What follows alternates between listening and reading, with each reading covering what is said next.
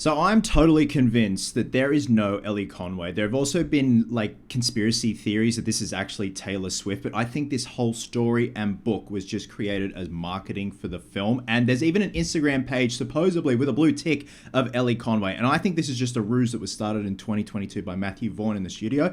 If it is indeed true, because this woman apparently has no digital footprint on social media or the internet, that is some damn good marketing. Really good. Hey guys, how do you do? Welcome back to a new video here on the channel. Today it is going to be a movie review for Matthew Vaughn's Argylle. Yes, Matthew Vaughn has his latest offering in Argylle. Stylistic director Matthew Vaughn. Very reminiscent of Guy Ritchie, and it's funny. Yesterday the trailer dropped for Guy Ritchie's The Ministry of Ungentlemanly Warfare, which also stars Henry Cavill, dropped yesterday. Very reminiscent of what I see in Argylle in terms of aesthetic, but we are going to be talking about Argylle. Now, like I said, in terms of the book and Ellie Conway, it is a complete mystery. There are even rumors that it's Taylor Swift that has an alias. Apparently it's a ghostwriter as well. There is no Ellie Conway, but this person has no digital footprint whatsoever. But we are talking about the movie Argylle. I was fortunate enough to attend the premiere last night here in Sydney, and obviously a few weeks ago I was fortunate enough to have a gig down at the Australian Open dressed as Agent Argylle. Now, like as always, I'm always going to be honest with my reviews. Even though I worked on a campaign for the film, I still want to give my honest reviews, but also a fair review at the same time. Now, in terms of Matthew Vaughn as a director, I love his artistic style. I love the Kingsman films. I was late to the game watching them, but the piece de resistance for me is Kick-Ass. I absolutely adore that film. I still think it holds up to this day. I remember being obsessed with that film when it came out on Blu-ray. It was at that time when Blu-ray was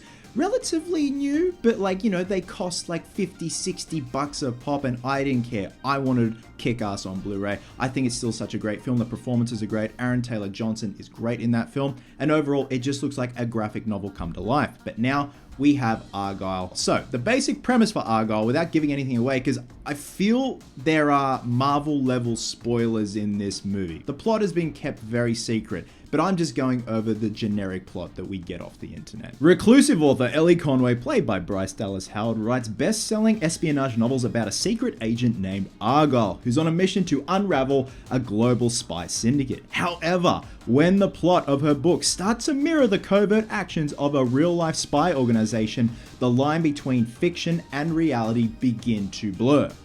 So very meta. Now, my first overall thoughts of the film.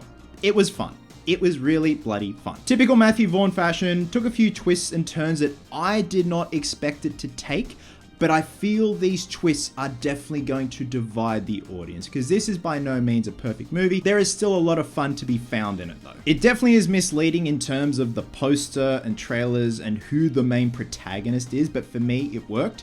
It added, I guess, to the whodunit element of the film and the guess who element of the film. It definitely throws you off the scent in terms of what the plot was going to be and who the main cast of characters is going to be. And perfect segue, the cast of characters. Like, this is a massive star-studded cast and a talented cast at that. You've got Sofia Boutella, you've obviously got Henry Cavill, we've got Bryce Dallas Howard, we've got Dua Lipa, we've got Ariana DeBose, Sam Rockwell, Samuel L. Jackson, John Cena, Bryan Cranston, Catherine O'Hara. The standout for me is Bryce Dallas Howard and Sam Rockwell. Sam Rockwell is an unconventional leading man. I would love to see him do more leading roles. He's such a gem of an actor. Bryce Dallas Howard was great. She definitely carried this film, and it was good to see her be front and center instead of a secondary player, which she is in a lot of films, but she's also a very competent artist behind the camera as well. So it's great to see her front and center, and Sam Rockwell as well.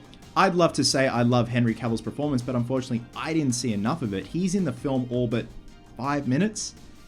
Take that as you will. But then obviously you've got class like Bryan Cranston and Catherine O'Hara, and just a lot of whimsical, charming fun going on in this film. Again, typical Matthew Vaughn fashion, but this film is by no means perfect. My main gripes are the exposition dumping, because we have never met these characters before. We have to have a lot of backstory be told, but at the same time, I feel it's a bit of a satire on old spy films back in the day that exposition dumped in a very serious way. It's one of those things where the bad guy just explains their whole plan. I kind of got over it towards the end of the film, but I also think at the same time, like The Beekeeper being satire on old 90s action films, which I didn't see at the time, I feel like the exposition dumping in Argylle could be a bit of satire, but at the same time, it just does get a bit heavy-handed. With that also, in the climax, in the third act of the film, there is a plot point that just did not work for me and just came off as hokey.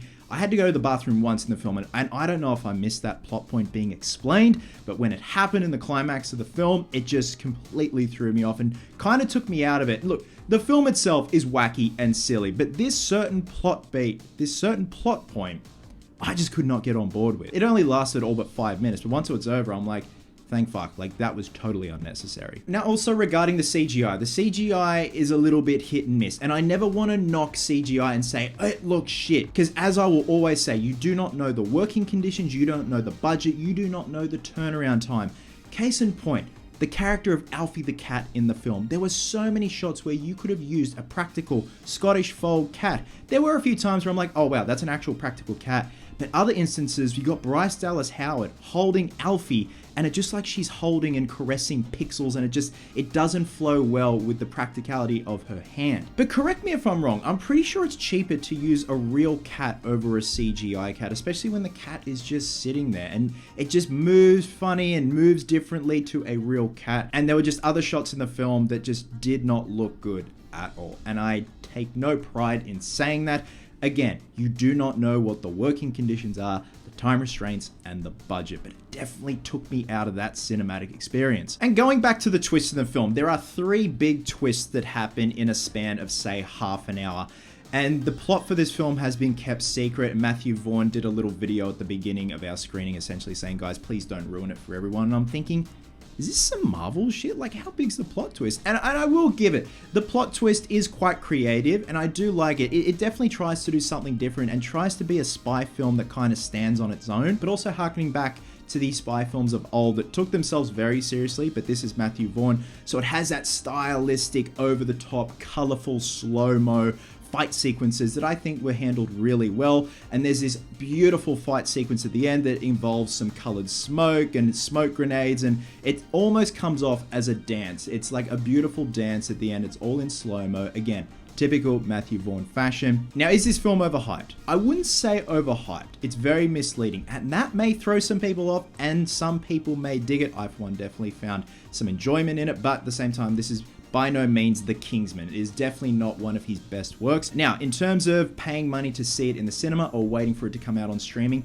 for me, honestly, it's a 50-50. I would definitely love to see it again in cinemas. I think the sound design is beautiful. It's a beautiful looking film, and see that up on the big screen, absolutely. If it's a Saturday night, you got nothing to do, it's a good date night movie out at the cinemas, get some dinner, check out Argylle on the big screen. But if you have to wait for it to come out on streaming, I don't think you're going to lose any sleep over it having to wait for it to come out on streaming. So guys, overall, Argylle was definitely a pleasant surprise. Like, it tries its absolute best, and a decent way to kick off the year, because we know that the beginning of the year is usually the graveyard for films, but this film isn't what you're expecting it to be.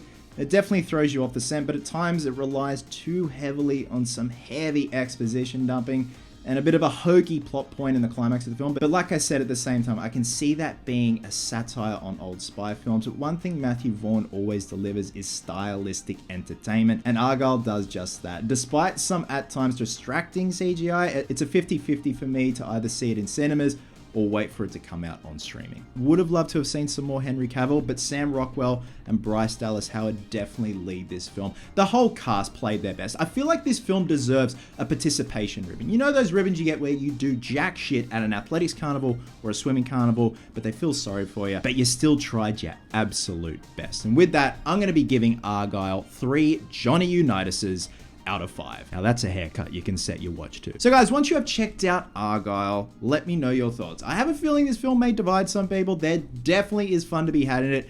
It is definitely not Matthew Vaughn's finest work. The idea is definitely there. In terms of could this be a trilogy or a franchise? Absolutely. I would like to see where this goes. It definitely leaves on a cliffhanger. The very last shot and line in the film had me in stitches. I did not expect it, and I definitely laughed out loud, way too loud in the cinema, and sounded like an absolute buffoon, but that's neither here nor there. Love you guts, and I'll catch you in the next one.